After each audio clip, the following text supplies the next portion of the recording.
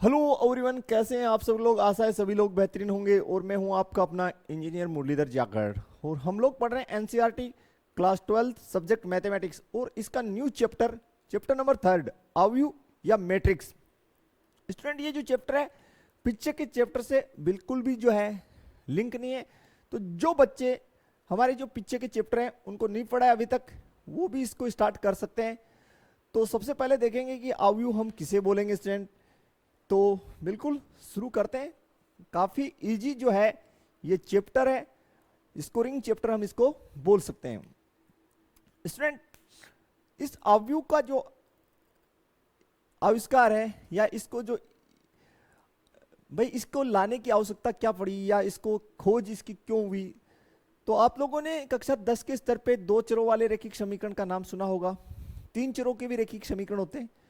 तो जो hard type के रैखिक समीकरण होते हैं बड़े बड़े, उनको इजीली सोल्व किया जा सके उसके लिए जो है अवयव का आविष्कार किया गया था। लेकिन वर्तमान परिप्रेक्ष्य में अवयव का जो इस्तेमाल है वो सॉफ्टवेयर मेकिंग में, ठीक है, और ई कॉमर्स, इन सभी फील्ड में भी किया जा रहा है। तो सबसे पहले बेसिक से समझते हैं कि अवयव क्या है। मान लेते हैं मैं बाजार गया, आज की तारीख में मेरे को बाजार जाना हुआ, और जैसे ही मैं बाजार गया मेरे साथ मेरे दो मित्र लोग भी हैं, ठीक है। तो हम तीन लोग जो है बाजार गए। सबसे पहले मुरली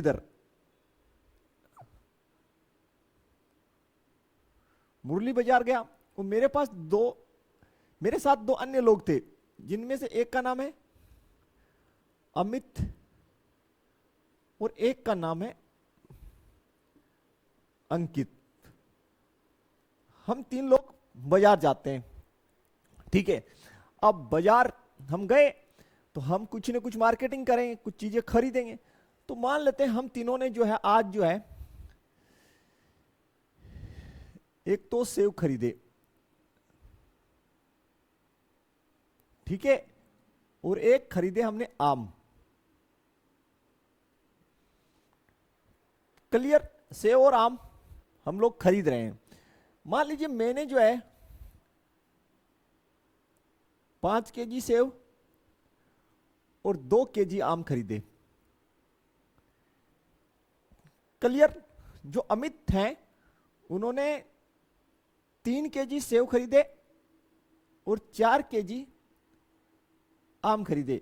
ये जो अंकित है इसने 7 केजी तो सेव खरीदे और 3 केजी आम खरीदे, ठीक है। ये हमने जो चीजें खरीदी उनकी सूचनाओं को प्रदर्शित हमने इस प्रकार से किया है, ठीक है। अब इस सूचना को अगर हम इस प्रकार से एक जो आयताकार बॉक्स है, यानी एक आयताकार डब्बा है, उसमें जमा के लिख दें। यहां पे अगर हम लिख दें 5, यहां पे लिख दें 3, यहां लिख दें 7, यहां लिख दें 2, यहां लिख दें 4, यहां लिख दें 3, ठीक है। अब ये जो आयताकार बॉक्स है इसमें हमने सूचनाओं को लिख दिया, ठीक है। और ये जो हमारी ये जो क्षैतिज रेखा है, कौन सी रेखा? क्षैतिज रेखा।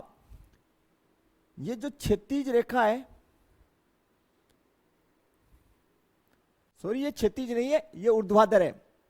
क्षैतिज नहीं होता ये, ठीक है ना, ऊर्ध्वाधर रेखा है, ठीक है। ये जो ऊर्ध्वाधर रेखा है या ऊर्ध्व रेखा जो है, ये जो हमारी ऊर्ध्व रेखा है इसको हम बोलेंगे स्तंभ।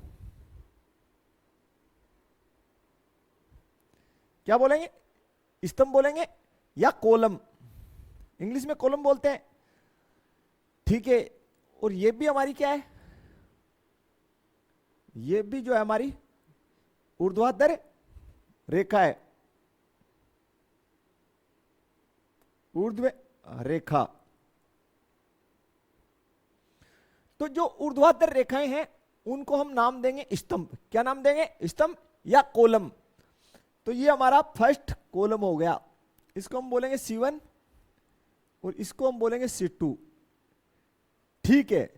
जो हमारा C1 प्रथम स्तंभ है वो किसके आंकड़ों को दिखा रहा है? सेव के। किसके आंकड़ों को दिखा रहा है? सेव के।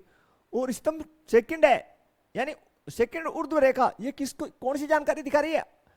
कि आम कितने लिए गए।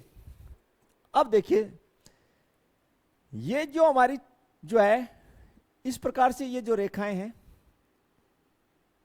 ये क्षैतिज हैं। ये कैसी है? क्षैतिज है।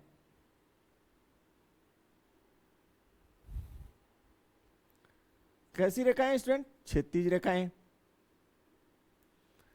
ये जो है क्षैतिज है।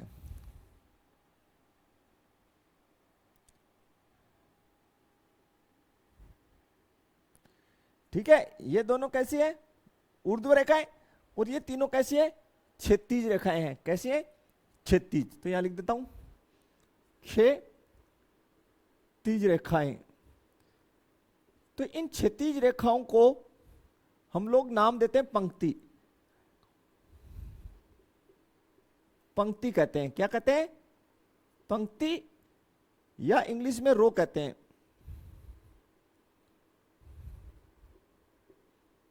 कहते हैं। ठीक है, यानी ये जो क्षैतिज रेखाएं हैं ये क्या कहलाएंगी? पंक्ति या रो कहलाएंगी। यानी सारी जानकारी को हमने एक आयताकार डिब्बे में लिखा। तो पहली क्षैतिज रेखा किसकी जानकारी को दिखा रही है? मुरली की को। और दूसरी क्षैतिज रेखा किसकी जानकारी को दिखा रही है? आप कहेंगे अमित की। तीसरी क्षैतिज रेखा किसकी जानकारी को दिखा रही है? आप कहेंगे अंकित की को। ठीक है, एक तो ये तरीका है हमारे पास। ये जो जानकारी है इसको अभिव्यक्त करने का एक तरीका तो ये है। एक और तरीके से इसको हम अभिव्यक्त कर सकते हैं। आप कहेंगे सर वो कैसे? तो देखिए, वो हम यहां लिख रहे हैं। एक इसी जानकारी को हम एक अन्य तरीके से जो है अभिव्यक्त कर सकते हैं। वो देखिए किस प्रकार से कर सकते हैं। यहां अगर जो है मैं इसको आयताकार डब्बे में ऐसे लिख दूं कि भाई यहां पे तो जो है मुरली ले लूं, यहां पे मैं ले लूं अमित को लिख दूं, और यहां मैं लिख दूं अंकित।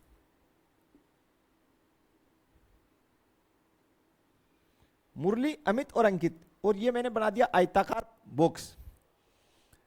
ठीक है, यहां मैं लिख दूं सेव। सेव है कि मुरली ने कितने सेव लिए? आप कहेंगे सर 5 केजी। अमित ने कितने सेव लिए? 3। अंकित ने कितने लिए? 7। और दूसरी क्या वस्तु खरीदी या क्या चीजें खरीदी? सब्जियां या फल, आम खरीदे। तो मुरली ने कितने आम खरीदे? 2 केजी। अमित ने 4 केजी और अंकित ने 3 केजी। ठीक है, एक जो है ऊपर लिखी जानकारी जो है, ये वाली जो जानकारी है, इसको इस प्रकार अभिव्यक्त कर सकते हैं। सेकंड तरीका ये है।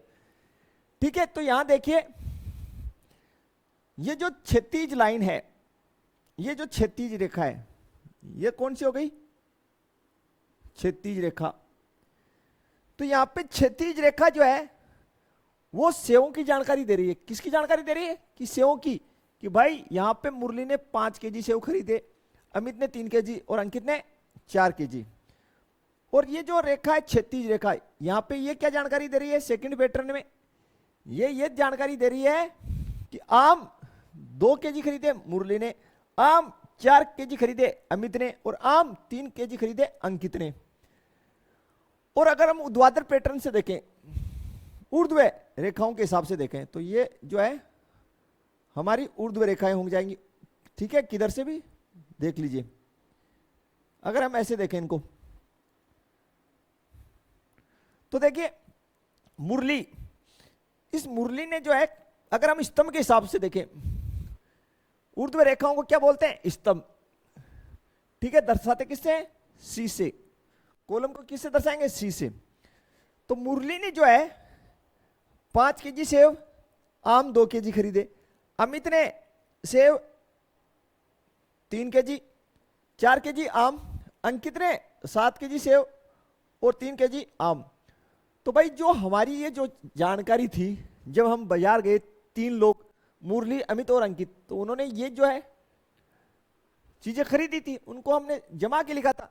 तो इस व्यवस्था को इस प्रकार 2 रूप से हम जमा के लिख सकते हैं। और ये जो जमा के लिखने का तरीका है, इसी को आयताकार बॉक्स में, इसी को हम लोग अवयव बोलेंगे। क्या बोलेंगे? अवयव। क्या बोलेंगे? अवयव बोलेंगे। और इस अवयव के अंदर यानी मैट्रिक्स, जो ये अपनी क्षैतिज रेखाएं होंगी, ठीक है, इनको हम लोग पंक्ति या रो बोलेंगे। और ये जो ऊर्ध्व रेखाएं होंगी, इनको हम नाम देंगे क्या? इनको नाम देंगे कॉलम यानी स्तंभ। ठीक है, तो रो को हम आर से दर्शाएंगे। किससे? आर से। ये पहली रो है तो इसको हम R1 बोल देंगे, इसको R2 बोल देंगे। पहला स्तंभ है तो C1, दूसरा C2, इस प्रकार बढ़ता चला जाएगा। अब जो सामान्य जो डेफिनेशन निकल के आती है कि भाई अवयव होता क्या है, तो जो अवयव है संख्याओं, इसके अंदर है क्या? संख्याएं हैं। अवयव के अंदर क्या है? संख्याएं हैं। और इस अवयव के अंदर फलन भी हो सकता है। क्या हो सकता है? फलन। तो जो अवयव है संख्याओं और फलनों को एक आयताकार, ये जो आयताकार बॉक्स है, इसमें क्रम से व्यवस्थित करने का एक पैटर्न है। तो देखते हैं इसकी जो है डेफिनेशन हमने क्या लिखी है सामान्य रूप में। तो स्टूडेंट, हमने जो डेफिनेशन लिखा है वो आपके सामने है कि अवयव किसे कहते हैं। अवयव किसे कहते हैं? तो बिल्कुल लिख दिया, संख्याओं या फलनों को आयताकार क्रम विन्यास अवयव कहलाता है। तो देखिए ये जो संख्याएं हैं, या संख्याओं की जगह फलन भी हो सकते हैं, जैसे यहां साइन एक्स, कोस एक्स, और एग्जाम्पल अभी मैं आपके सामने लिख दूंगा। ठीक है, संख्याओं और फलनों के का जो आयताकार क्रम विन्यास है, यानी इस आयताकार डब्बे में उनको लिखा गया है। क्रम विन्यास का मतलब क्रम से लिखा गया है। ठीक है, तो वो क्या कहलाएगा? अवयव कहलाएगा। अब ये जो संख्याएं हैं जो आयताकार बॉक्स के अंदर लिखी गई है, इनको हम लोग जो है क्या कहेंगे? अवयव। क्या बोलेंगे? अवयव। और किसका अवयव? मैट्रिक्स के अवयव हैं ये जो संख्याएं और फलन जो आयताकार बॉक्स में लिखे होंगे, वो अवयव के क्या कहलाएंगे? अवयव कहलाएंगे। सबसे महत्वपूर्ण बात क्या है कि भाई अवयव को हम लोग रिप्रेजेंट कैसे करेंगे, व्यक्त कैसे करेंगे? तो अवयव को जो है हम लोग जो है अंग्रेजी वर्णमाला के बड़े अक्षर से लिखेंगे, यानी हम कैपिटल ए से भी लिख सकते हैं, कैपिटल बी से भी लिख सकते हैं, कोई भी कैपिटल अक्षर से उसको लिख सकते हैं। ठीक है भाई, यानी जो अवयव होगा उसको ए इजिकल्स टू, ये आयताकार बॉक्स, इसके अंदर संख्या लिख दो 3, 7, जो भी लिख दो यार, 4, 5, ये हमारा एक अवयव हो गया। ठीक है, यानी आयताकार बॉक्स में संख्याएं लिखी हैं, तो ये क्या है? अवयव है, यानी मैट्रिक्स है। और इसको capital A, capital B, capital C से दर्शाएंगे, यानी बड़े अंग्रेजी वर्णमाला के बड़े अक्षर से इसको लिखेंगे। ये सामान्य सी बात है। और डब्बे में लिखी, यानी आयताकार डब्बे में जो ये संख्या लिखी है, इनको मैट्रिक्स के जो है एलिमेंट्स बोलेंगे, यानी अवयव। यहां तक आपको क्लियर हो जाना चाहिए स्टूडेंट, बिल्कुल। तो अब बढ़ते हैं नेक्स्ट इसी सामान्य जानकारियों की तरफ। अब देखिए स्टूडेंट, मैं आपके सामने कुछ जो है अवयव लिखता हूं, 2 उदाहरण देता हूं अवयव के। तो जैसे मैट्रिक्स के मैं एग्जांपल्स आपके सामने लिख देता हूं। जैसे मैंने एक मैट्रिक्स आपके सामने लिखी है ए,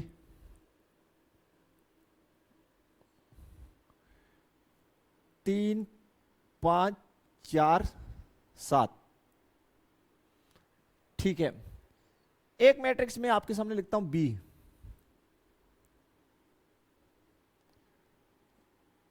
sign theta, tan theta, cot theta, sec theta. ठीक है, एक और लिखता हूं, कोई अवयव सी, 1, 5, -7, -3, 2, 4। ठीक है भाई, ये पहली जो अवयव है, इसके अंदर हमारे पास देखिए दो पंक्तियां हैं, ये पहली पंक्ति है जिसको हम R1 बोलेंगे, ये दूसरी पंक्ति है जिसको हम R2 बोलेंगे। ये पहला स्तंभ है C1 और ये दूसरा स्तंभ है C2। ठीक है स्टूडेंट, इसका मतलब इसमें दो पंक्ति और दो स्तंभ है। ठीक है, कितनी पंक्ति है? दो पंक्ति है इसमें और दो स्तंभ है। ये देखिए इसके अंदर कितनी पंक्ति है? आप कहेंगे सर इसके अंदर दो पंक्तियां हैं, पहली पंक्ति R1, दूसरी पंक्ति R2। इसके अंदर स्तंभ, पहला स्तंभ C1, दूसरा C2, यानी इसके अंदर भी दो पंक्ति और दो स्तंभ है। इसके अंदर देखिए, इसके अंदर पंक्ति तो दो ही है, पंक्तियां दो हैं, लेकिन स्तंभ इसके अंदर तीन है। स्तंभ कितने हैं? तीन है। तो देखिए अगर किसी अवयव के अंदर m पंक्तियां हो, कितनी पंक्तियां हो? m, और स्तंभों की संख्या n हो। ठीक है, यानी हम पंक्तियों की संख्या को जनरल रूप में m से और स्तंभों की संख्या को जनरल रूप से n से दर्शाएं, तो अवयव की जो कोटि होगी वो क्या होगी? m क्रॉस n होगी। अवयव की कोटि क्या होगी? m cross n। और जो कोटि है उसको यहां बाहर लिखा जाता है, यहां कॉर्नर पे। ठीक है, यानी सब स्क्रिप्ट पर, यहां पे सब स्क्रिप्ट में लिखा जाएगा। तो देखिए कितनी पंक्तियां हैं? बोला सर दो। कितने स्तंभ है? बोला दो। तो इसकी कोटि है 2/2। कितने बाई कितने की है? 2/2 की। ठीक है, इसमें देखिए कितने पंक्तियां हैं? दो। कितने स्तंभ है? दो। तो ये 2/2 कोटि की है। कितनी पंक्तियां हैं? आप कहेंगे सर दो। स्तंभ कितने हैं? 3। तो ये 2/3 की, यानी इसकी कोटि 2/3, यानी m पंक्तियों की संख्या को n स्तंभ की संख्या को। तो फिर से देख लीजिए, कोटि क्या होगी किसी मैट्रिक्स की? किसी मैट्रिक्स की कोटि होती है m क्रॉस n, जहां पे m क्या है? पंक्तियों की संख्या।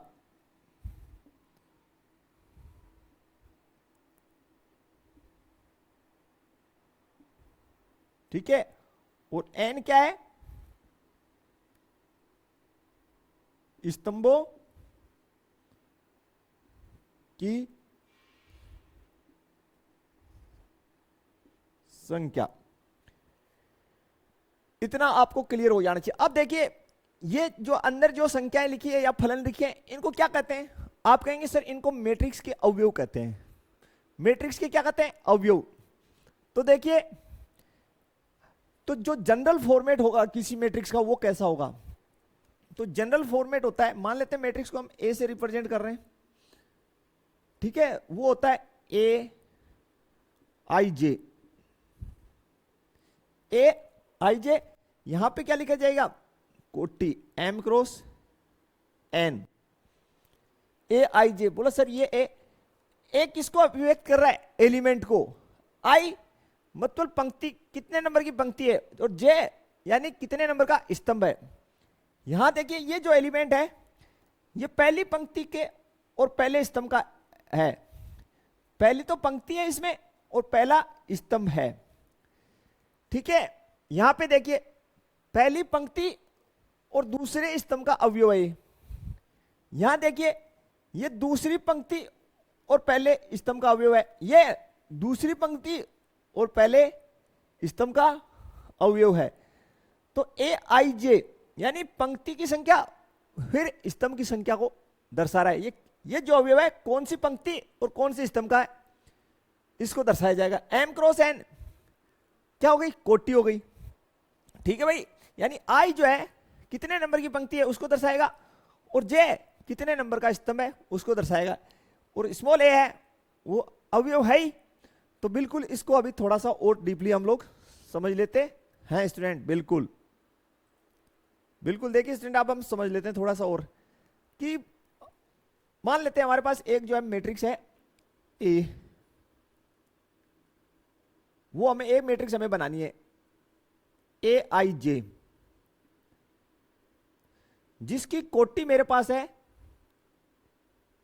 2/3 कर देता हूं, जिसकी कोटि मुझे दे रखी है 2/3, यानी m की जगह कितना है 2, तो कितनी पंक्तियां होंगी 2, स्तंभ कितने होंगे 3। तो देखिए कैसे बनेगी, यहां पे पहला जो अवयव आएगा, पहला जो आएगा कौन सी पंक्ति, आप कहेंगे सर पहली पंक्ति, स्तंभ कौन सा पहला स्तंभ, कितनी पंक्तियां लेनी है 2, तो ये कौन सी पंक्ति दूसरी पंक्ति, और स्तंभ कौन सा पहला, पंक्तियां कितनी होनी चाहिए 2, ठीक है। स्तंभ कितने होने चाहिए 3, तो C1 समझने के लिए लिख रहा हूं C2 C3, और यहां पे R1 R2, ठीक है। एग्जाम में ये आपको लिखने की जरूरत नहीं है, आप समझ लीजिए सिर्फ। पहली पंक्ति पहले स्तंभ का अवयव हो गया, फिर पहली पंक्ति दूसरे स्तंभ का अवयव, पहली पंक्ति और तीसरे स्तंभ का अवयव, दूसरी पंक्ति और दूसरे स्तंभ का अवयव, दूसरी पंक्ति और तीसरे स्तंभ का अवयव। ये आपको क्लियर हो जाना चाहिए भाई, ऐसे बनेगा। यानी पहला ये जो अवयव है ये पहली पंक्ति और दूसरे स्तंभ का अवयव, यानी यहां पे पंक्ति फर्स्ट है और स्तंभ सेकंड है, तो आई मतलब पंक्ति कितने नंबर की है और जे का मतलब स्तंभ कितने नंबर का है, इसको दर्शा रहा है। अब इसमें अवयवों की संख्या, अवयवों की संख्या,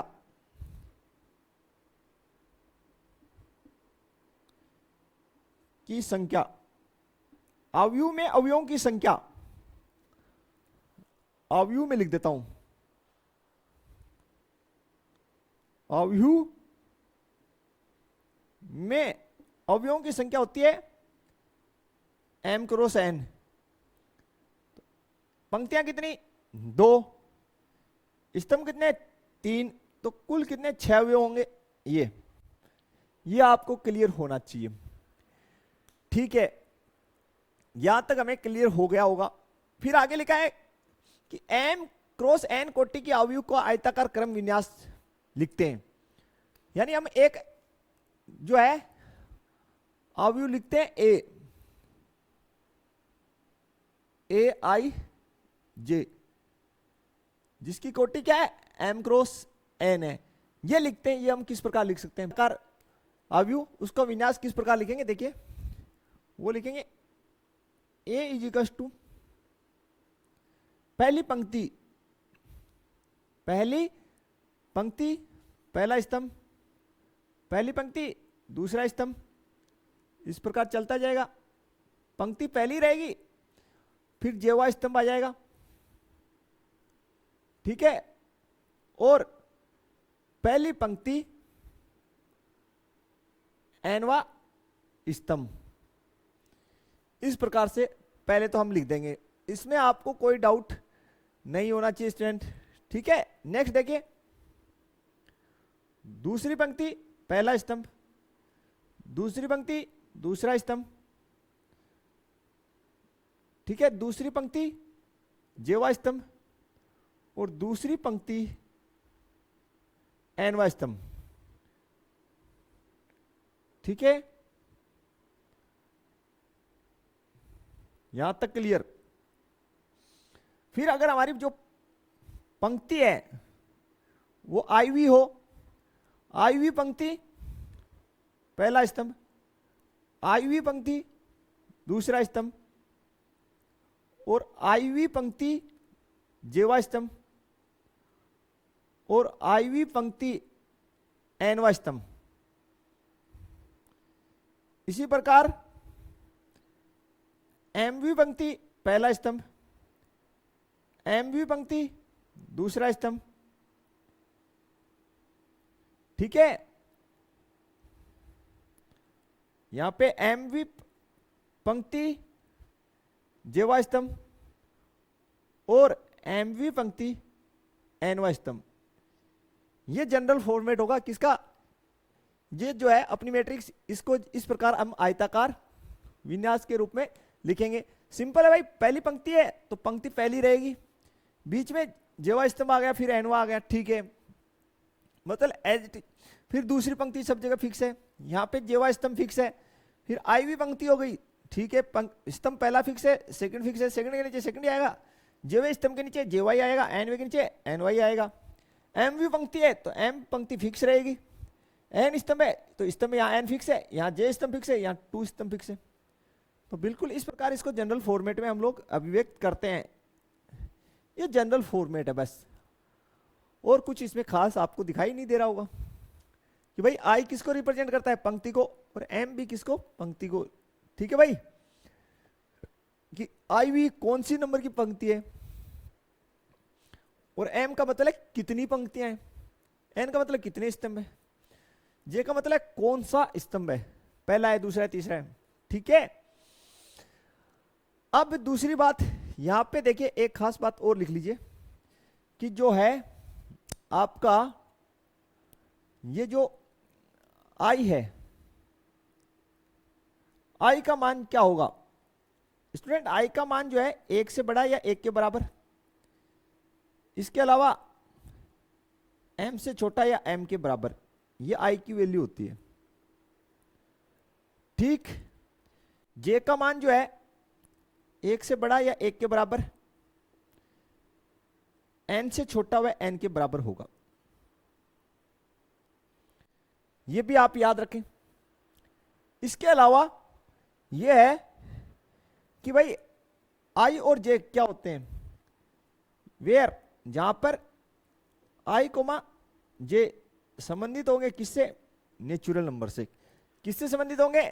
नेचुरल नंबर से। ये भी आपको जो है बिल्कुल अच्छे से स्टूडेंट याद रखना है, इसमें कोई डाउट आपको नहीं होना चाहिए, बिल्कुल। तो ये सामान्य जानकारियां आपको होनी चाहिए।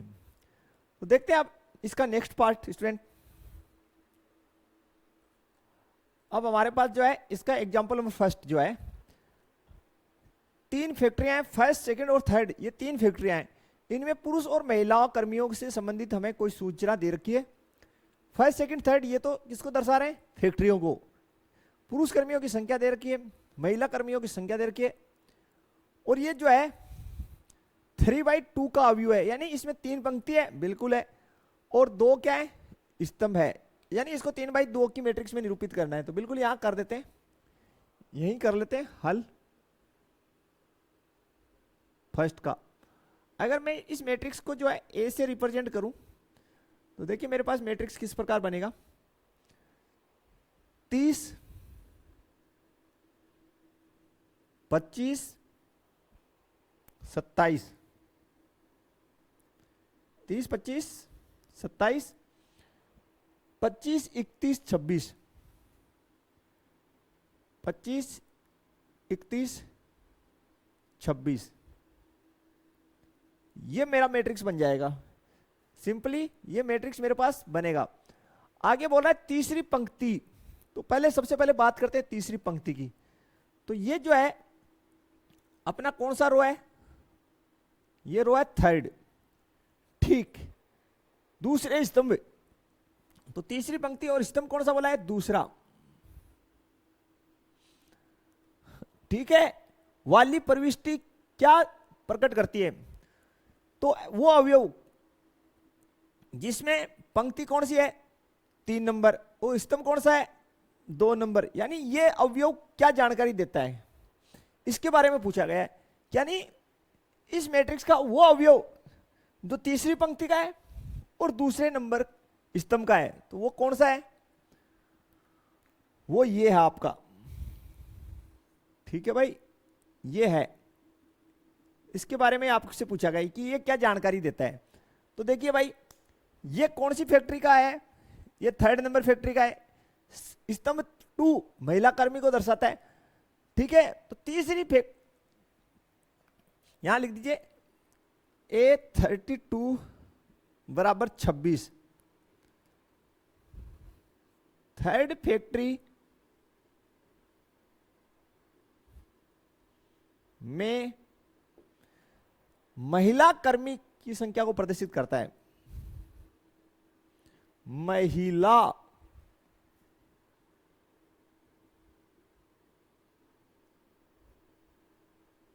कर्मी की संख्या दर्शाता है।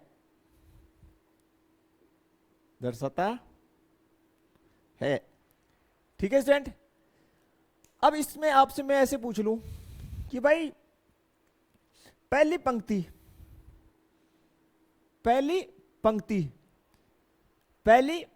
और पहले स्तंभ, पहली पंक्ति व पहले स्तंभ का अवयव क्या दिखाता है? तो पहली पंक्ति देखिए ये रही, और पहला स्तंभ का अवयव ये रहा। यानी हमें जो पूछा गया वो पूछा गया A11 के बारे में, पहली पंक्ति और पहला स्तंभ का अवयव। A11 कौन है? 30 है। कौन हो गया भैया? 30। तो पहली पंक्ति का मतलब हो गया कौन सी फैक्ट्री? पहली फैक्ट्री। कौन सी फैक्ट्री? पहली फैक्ट्री। तो 30 जो है पहली फैक्ट्री में पुरुष कर्मियों की संख्या को दर्शाता है। यानी A30 जो है फर्स्ट फैक्ट्री में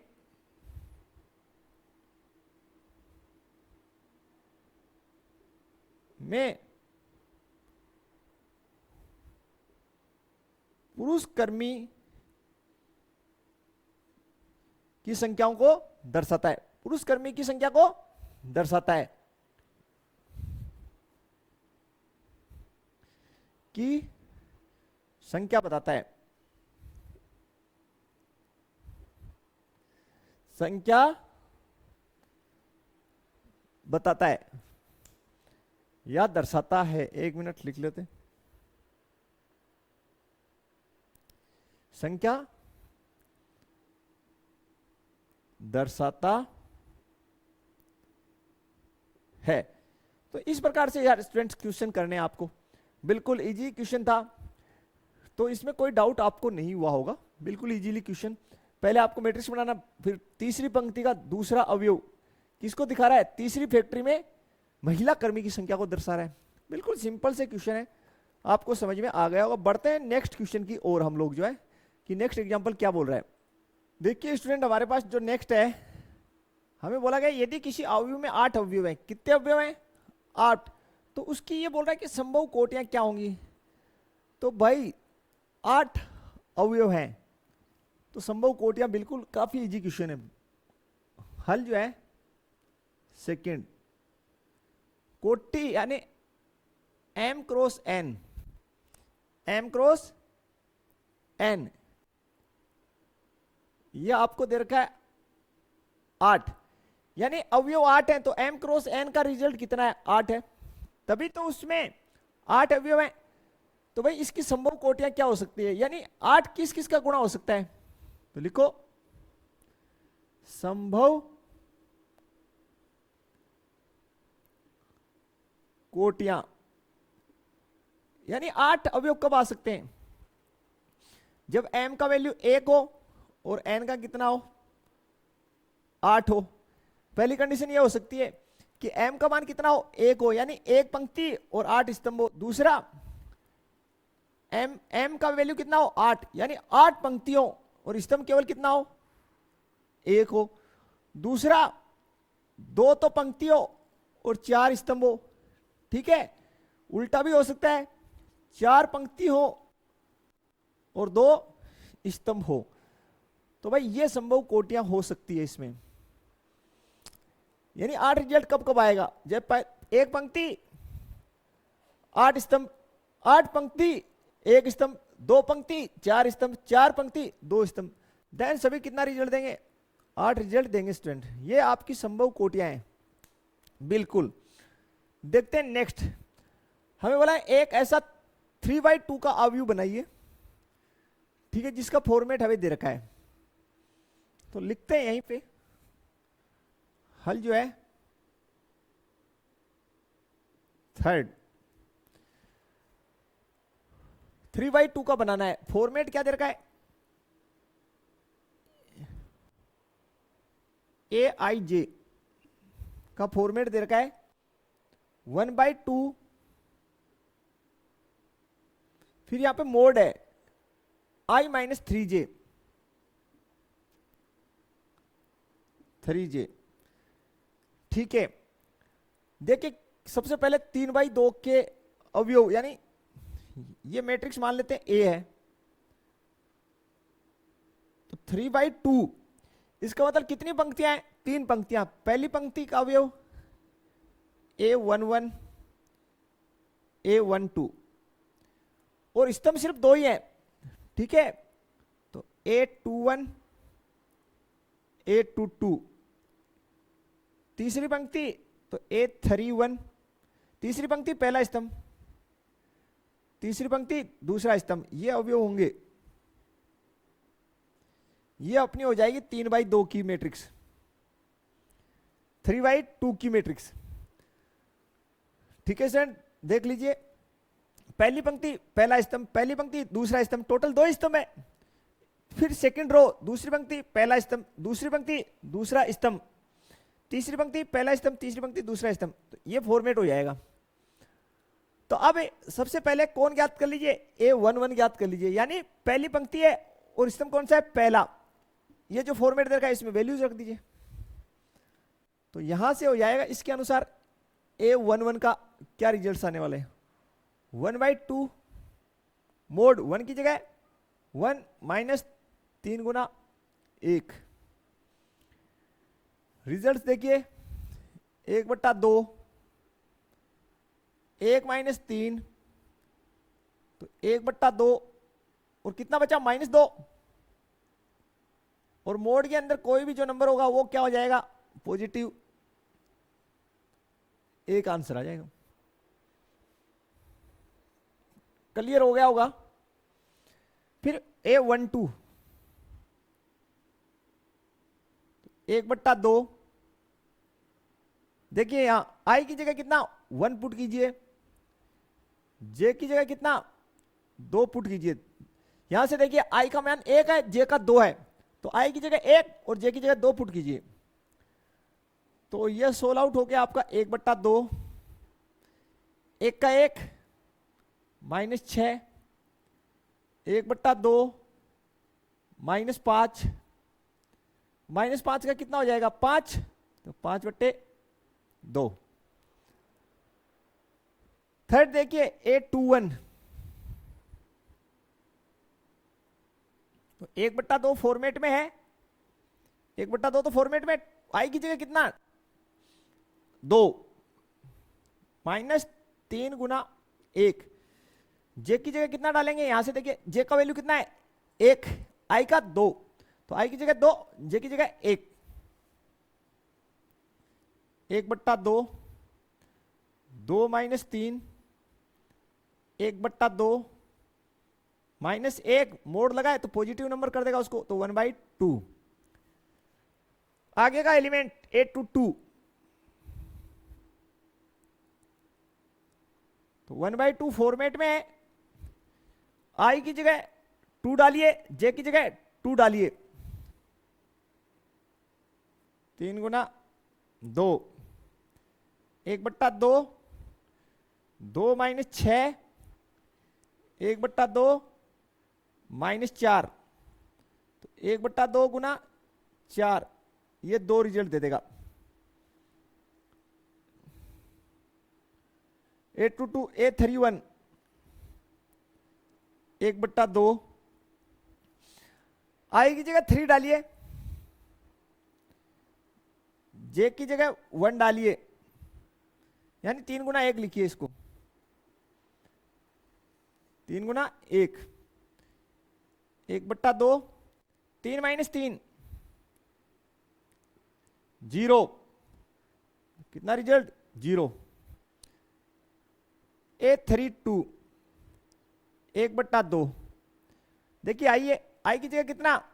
3, J की जगह 2, और 3 - 3 गुना 2, 1/2, 3 - 6, 1/2 -3 -3, तो 16 हो के कितना? 3/2, 2। ये स्टूडेंट सारे एलिमेंट आपके पास आ गए। इनको अब हमें जो है मैट्रिक्स में पुट करना है, आपका आंसर आ जाएगा। तो जो हमारी मैट्रिक्स बनेगी वो हम लोग लिख लेते हैं कि वो हमारी क्या बनेगी, यहां लिख देते हैं स्टूडेंट कि ये ए मैट्रिक्स यहां लिख रहा हूं मैं, जो हमारे पास क्या बन के आई है देखिए 1 1 कितना 1, A12 5/2, A21 का वैल्यू 1/2, A22 2, A31 0, A32 3/2।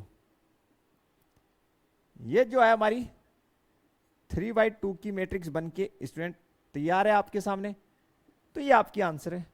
काफी इजी क्वेश्चन है, बस ये फॉर्मेट आपको बनाना आना चाहिए पहले, फिर वहीं से जो है आई का वैल्यू 1 है, जे का 2 है, वो यहां पुट करने हैं, आई का वैल्यू यहाँ पे 3 है, यहां पुट करना है, जे का वैल्यू 1 है, इसमें पुट करना है इस फॉर्मेट में, और सोल्व करने हैं सारे एलिमेंट्स को।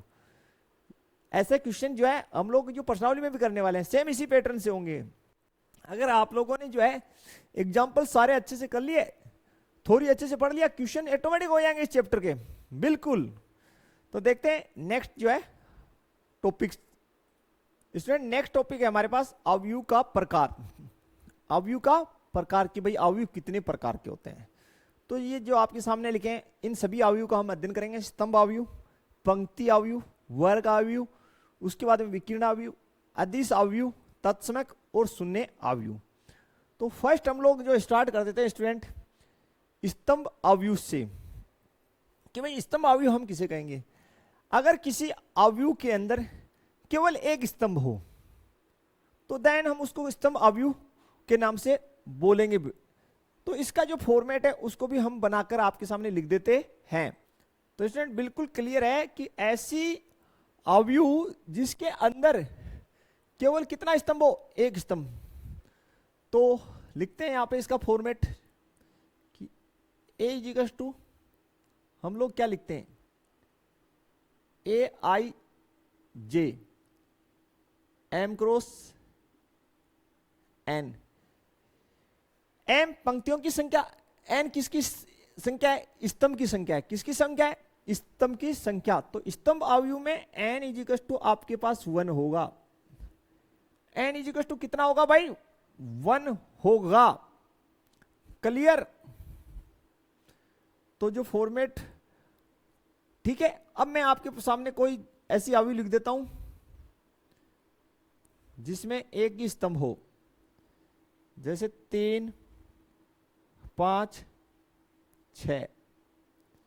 इसमें कितना स्तंभ है, आप कहेंगे सर एक स्तंभ। पंक्तियां कितनी है, 3। और लिख देता हूं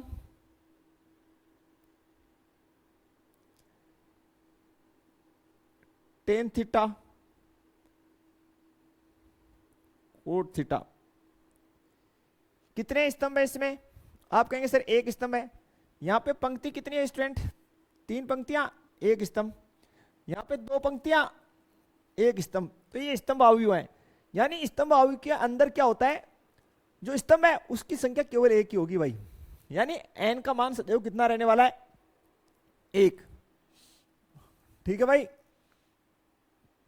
तो ये बेसिक फॉर्मेट आपका हो जाएगा। आई जे भी स्तंभ हमेशा कौन सा रहेगा, पहला ही रहेगा। यानी जे का वैल्यू भी एक ही रहना है। ठीक है। तो m क्रॉस 1 ये आपका जनरल फॉर्मेट है स्टूडेंट, बिल्कुल किसके लिए, स्तंभ अवयव के लिए। तो इसमें आप निश्चिंत रहे स्टूडेंट, बिल्कुल। अब आगे हम लोग देख लेते हैं सेकंड जो है वो हमारे पास है पंक्ति अवयव। कौन सा अवयव, पंक्ति अवयव। तो स्टूडेंट पंक्ति अवयव में क्या होता है, पंक्ति की संख्या एक हो जाती है। पंक्तियों की संख्या क्या हो जाती है स्टूडेंट, एक हो जाती है। तो अगर हमारे पास बेसिक फॉर्मेट तो यही है, ए स्मॉल ए आई जे एम क्रॉस एन। तो इसमें जो है एम का वैल्यू सदैव कितना रहने वाला है, 1 रहने वाला है। इसमें एक ही स्तंभ एक ही पंक्ति रहने वाली है। पंक्ति अवयव में पंक्तियों की संख्या कितनी होगी, 1 की होगी। यानी m का वैल्यू 1 होगा, तो 1 क्रॉस n, ये इसका जनरल फॉर्मेट होगा। मैं आपको लिख के बता देता हूं, कोई एक, जैसे मेरे पास हो गए 3 5 7, एक मैट्रिक्स ये है, तो इसमें पंक्ति कितनी है, 1 है, और स्तंभ कितने हैं, 3 है। इसी प्रकार एक और लिख देता हूं, जैसे मैंने लिख दिया 10 थीटा कोट थीटा, इसमें पंक्ति कितनी है, 1, और स्तंभ कितना है, 2। तो पंक्ति मैट्रिक्स में सदैव जो है पंक्ति की संख्या जो है वो एक ही रहनी है। कितनी रहनी है स्टूडेंट, एक ही रहनी है। इस बात का आपको ख्यालात रहना चाहिए कि पंक्तियों की संख्या सदैव एक रहेगी। कौन सी मैट्रिक्स में, पंक्ति मैट्रिक्स में। तो नेक्स्ट जो है वो हमारा है वर्ग अवयव। ये जो वर्ग अवयव होता है स्टूडेंट, इसमें पंक्ति और स्तंभों की संख्या सदैव समान रहती है, यानी m equals to n, m equals to n। बिल्कुल लिख लेते हैं इसको भी हम लोग। तो स्टूडेंट सबसे पहले हम वर्ग अवयव की जो बात कर रहे हैं उसकी खास बात क्या है। देखिए फॉर्मेट तो मैट्रिक्स का यही होता है हमेशा, जनरल फॉर्मेट हमेशा यही रहेगा, aij m क्रॉस n। वर्ग अवयव की खास बात क्या है कि पंक्तियों की संख्या जो है वो स्तंभ की संख्या के बराबर होगी। पंक्ति और स्तंभों की संख्या क्या होगी, बराबर होगी। यानी जिस मैट्रिक्स में पंक्ति और स्तंभ की संख्या बराबर है वो वर्ग अवयव कहलाता है। ये इसकी खास बात है। जैसे मैं लिख के बता देता हूं आपको, एक मैट्रिक्स मैंने लिखी 2, तो भैया ये 1/1 की जो वर्ग अवयव है, एक मैट्रिक्स में बी लिखता हूं 2 3 3 6, ये 2/2 की वर्ग मैट्रिक्स है। कितने बाई कितने की, 2/2 की। एक मैट्रिक्स सी लिखता हूं 1 5 6 4 3 2 1 9 7। तो स्टूडेंट ये 3/3 की वर्ग मैट्रिक्स है। क्योंकि इनमें ध्यान से देखेंगे तो भाई देखो, आप देखो पंक्ति भी 3 है, स्तंभ भी 3 है। पंक्ति यहाँ पे 2 है, स्तंभ भी 2 है, एक पंक्ति एक स्तंभ। तो ऐसी मैट्रिक्स जिसमें पंक्ति और स्तंभों की संख्या समान हो वर्ग मैट्रिक्स कहलाएगी स्टूडेंट, बिल्कुल वर्ग मैट्रिक्स कहलाएगी। आगे हम चलते हैं। आगे का टॉपिक है विकीर्ण अवयव। विकीर्ण अवयव, तो विकीर्ण अवयव सबसे पहले तो बात तो आप ध्यान रखें कि वर्ग अवयव जो है ऐसी वर्ग अवयव जिसमें विकीर्ण के अलावा सभी अवयव क्या हो, शून्य हो। ठीक है, और जिस विकीर्ण की हम बात कर रहे हैं वो विकीर्ण कौन सा होगा वो मैं यहां पे लिख देता हूं। यहां पे हम लोग लिख देते हैं कि भाई विकीर्ण मैट्रिक्स की हम बात कर रहे हैं। तो इसका फॉर्मेट होता है, देखिए जनरल फॉर्मेट तो यही होगा, I J is to m cross n। ये जो एलिमेंट है ए आई जे, इसका मान 0 नहीं होगा। क्या नहीं होगा, 0 नहीं होगा। कब नहीं होगा, जब i बराबर क्या हो, j, और ए आई जे इसका वैल्यू आपको 0 प्राप्त होगा। कब है, जब i is not equal to j। अब बोला सर ये बात नहीं समझ में आई। भाई आ जाएगी, देखिए मैं आपके सामने एक फॉर्मेट बनाता हूं, एक मैट्रिक्स बनाता हूं A11 A12 A22 sorry A21 21 A22। ये मैंने एक 2/2 की आपके सामने मैट्रिक्स बनाई। सबसे पहली बात तो विकीर्ण अवयव जो है वो एक प्रकार का वर्ग अवयव ही होता है। कैसा होगा, वर्ग अवयव। उसके अंदर जो ये विकीर्ण है, कौन सा विकीर्ण जिसकी हम बात कर रहे हैं वो ये विकीर्ण है। इस विकीर्ण के जो एलिमेंट हैं ये 0 नहीं होंगे, ये 0 नहीं होंगे, बाकी सारे 0 होंगे। तो विकीर्ण के एलिमेंट पे देखिए पंक्ति और स्तंभ का नंबर बराबर है, पंक्ति और स्तंभ का नंबर बराबर है। यानी ए आई जे कब जीरो नहीं होगा, यानी ये अवयव कब जीरो नहीं होगा, जब पंक्ति और स्तंभ क्या हो आपस में बराबर नंबर के हो। पहली पंक्ति पहला स्तंभ, दूसरी पंक्ति दूसरा। बाकी ये जो एलिमेंट्स हैं ये जीरो होंगे कब, जब i is not equal to j। ठीक है भाई, क्लियर। अब मैं आपके सामने जो है एक विकीर्ण अवयव बना देता हूं a। जैसे देखिए 3 0 0 0 4 0 0 0 5, ये मैंने एक मैट्रिक्स बनाई। तो इसमें ध्यान से देखिए, ये जो मेरे एलिमेंट आए हैं ये किसके एलिमेंट है, विकीर्ण के, और ये जीरो नहीं है। ये कितने बाई कितने की मैट्रिक्स है, पहली बात तो ये 3 बाई 3 के। ये जो है 3, इसको क्या लिखेंगे A11, ये कितना है 3। ये कौन सा है, दूसरी पंक्ति दूसरे स्तंभ का अवयव, और ये कौन सा है, तीसरी पंक्ति और तीसरे स्तंभ का अवयव, कितना है 5। यानी पंक्ति और स्तंभ सेम नंबर, पंक्ति और स्तंभ सेम नंबर, पंक्ति और स्तंभ सेम नंबर। यही तो लिखा है कि i इज इक्वल टू क्या हो, j। उस स्थिति में जो एलिमेंट किसका होगा, स्तंभ का एलिमेंट होगा। यानी पंक्ति और स्तंभ का नंबर सेम हो तो वो जो है स्तंभ का एलिमेंट कहलाएगा, और वो जीरो नहीं होना चाहिए किसमें, विकीर्ण मैट्रिक्स में। और जब i is not equal to क्या है, j, तो बाकी सारे एलिमेंट क्या होंगे, जीरो। यहां देख लो, पहली पंक्ति है और स्तंभ कौन सा है, दूसरा। पहली पंक्ति है, स्तंभ कौन सा है, तीसरा। दूसरी पंक्ति और स्तंभ कौन सा, पहला। दूसरी पंक्ति स्तंभ कौन सा, तीसरा। दूसरी हो गई, फिर तीसरी पंक्ति और कौन सा स्तंभ, पहला। तीसरी पंक्ति स्तंभ कौन सा, दूसरा। यानी i is not equal to क्या है, j है। ये इसका बेसिक फॉर्मेट है कि भाई विकीर्ण के अलावा सारे अवयव क्या होने चाहिए, जीरो होने चाहिए। और जब कोई एलिमेंट विकीर्ण पे होगा, इसका मतलब पंक्ति और स्तंभ क्या होंगे, सेम होंगे। पहली पंक्ति पहला स्तंभ, दूसरी पंक्ति दूसरा स्तंभ, तीसरी पंक्ति तीसरा, तभी वो विकीर्ण पे होगा।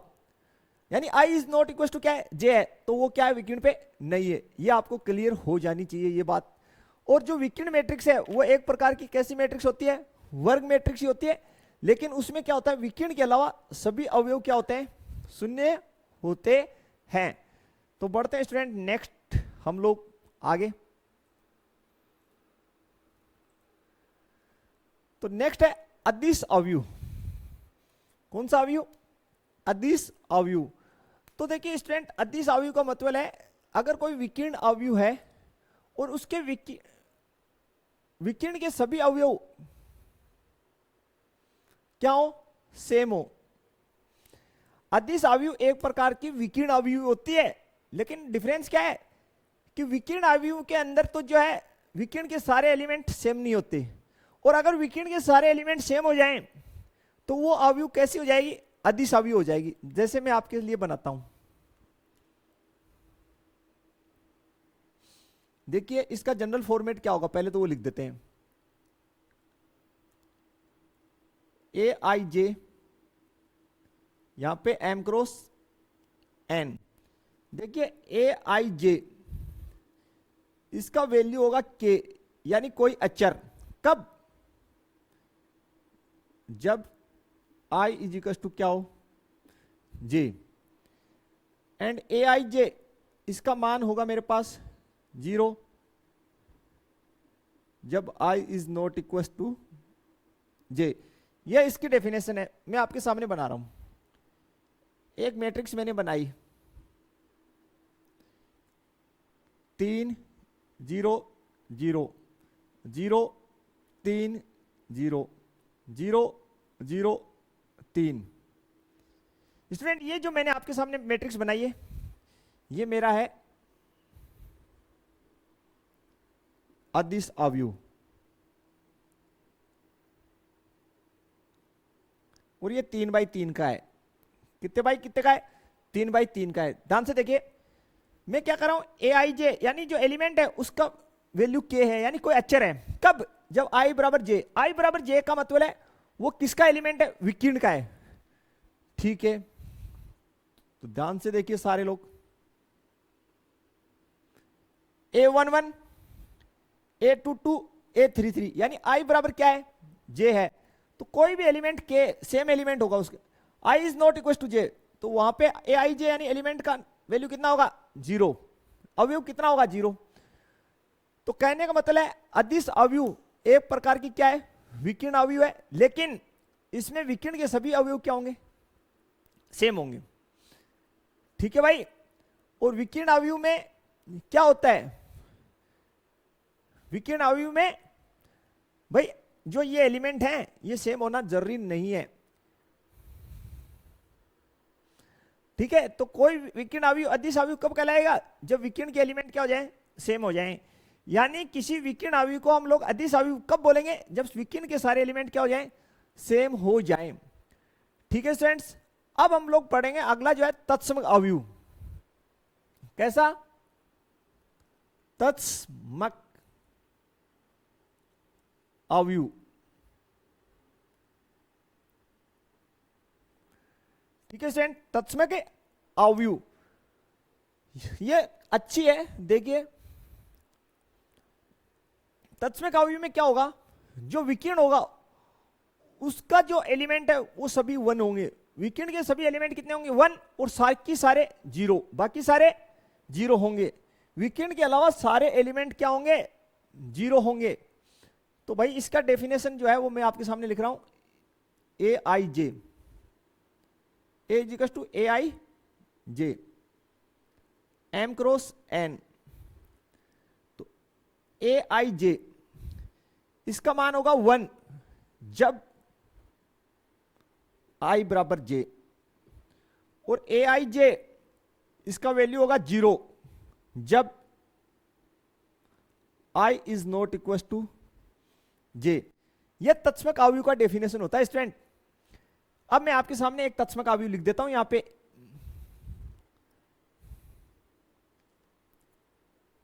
ये मैंने 1/1 का तत्समक लिख दिया।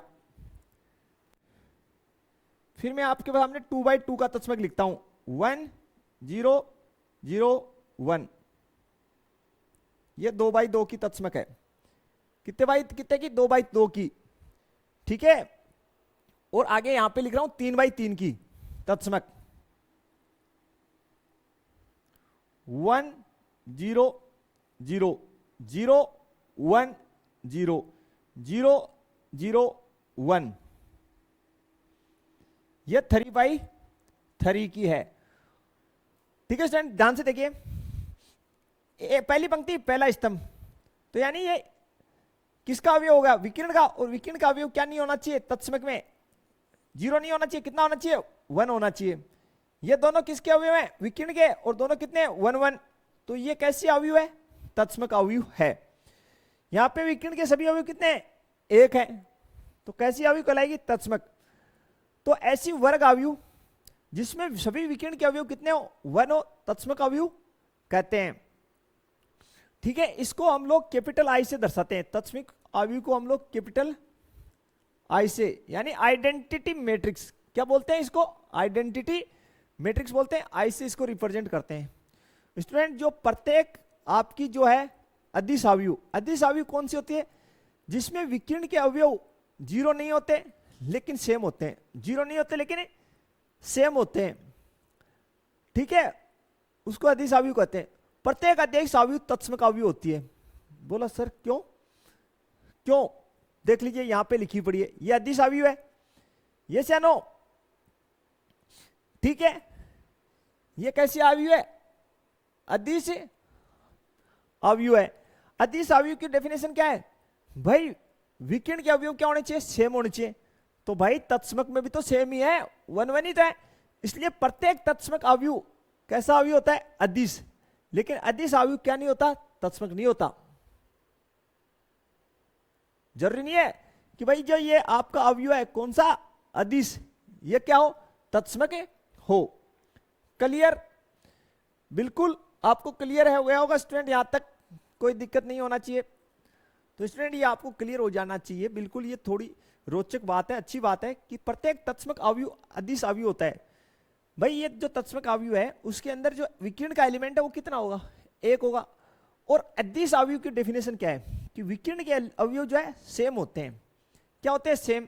तो भाई तत्समक में भी तो सेम ही है, ठीक है। इसलिए प्रत्येक तत्समक अवयव कैसा होता है, अदिश अवयव होता है। ये आप इसको अच्छे से याद रखें, क्योंकि एग्जाम में जो है मल्टीपल चॉइस टाइप क्वेश्चन इसमें से आ सकता है, बिल्कुल इसको याद रखें स्टूडेंट। और नेक्स्ट जो है हमारे पास जो है वो है जीरो मैट्रिक्स। कैसा, शून्य। तो ऐसा अवयव जिसका प्रत्येक एलिमेंट क्या हो, जीरो, प्रत्येक क्या हो, जीरो, उसको हम शून्य अवयव कहेंगे। इसको हम लोग क्या है, कैपिटल ओ जो है उससे दर्शाते हैं। तो जीरो मैट्रिक्स को कैपिटल ओ से दर्शाते हैं, ठीक है। और इसका प्रत्येक एलिमेंट क्या होता है भाई, जीरो, चाहे से कितने बाई कितने की हो, कितने बाई कितने की हो, इसका जो प्रत्येक एलिमेंट है वो जीरो होता है। अगर किसी मैट्रिक्स का प्रत्येक एलिमेंट क्या हो, जीरो, तो उसको शून्य अवयव हम लोग बोलेंगे स्टूडेंट। तो स्टूडेंट हम लोगों ने आज जो है स्टडी किया सबसे पहले पंक्ति अवयव का।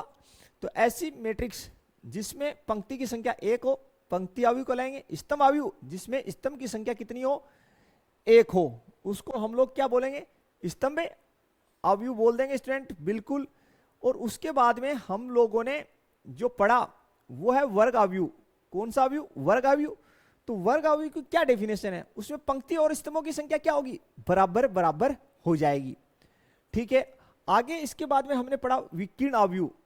तो स्टूडेंट जो विकीर्ण अवयव है उसमें विकीर्ण के अलावा सभी एलिमेंट्स क्या होंगे, जीरो। विकीर्ण के अलावा सभी एलिमेंट्स जीरो, यानी विकीर्ण के एलिमेंट्स क्या नहीं होंगे, जीरो नहीं होंगे। और विकीर्ण अवयव क्या होता है, एक प्रकार का वर्ग अवयव होता है, ये आप याद रखें।